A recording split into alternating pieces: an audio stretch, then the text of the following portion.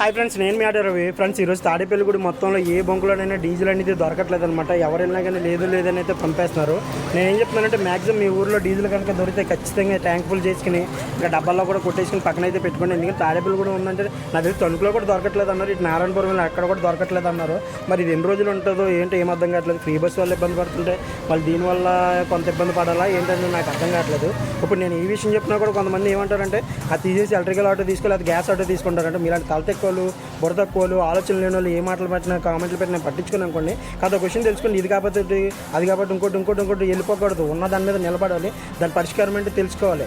అంతేగాని ఇది కాబట్టి ఇంకోటి లేకపోతే అదే వెళ్ళిపోయి కామెంట్లు పెడుతున్నారు కదా, అలాగే చెప్తున్నా. కొంచెం బుర్ర పెట్టి ఆలోచించండి, బానిసల్లా బతకండి, తెలివిగా ఉండడం నేర్చుకోండి, ప్రశ్నించడం నేర్చుకోండి. తప్పు ఎక్కడైనా జరుగుతుంటే ఆ తప్పు ఎందుకు జరుగుతుందో ప్రశ్నించడం నేర్చుకోండి. ఎవరైనా ప్రశ్నిస్తుంటే మద్దతు ఇవ్వండి, అంతేగాని వ్యతిరేకంగా అడ్డదిడ్డాలుగా కామెంట్లు పెట్టి ఇబ్బంది పెట్టకండి. ఓకేనా?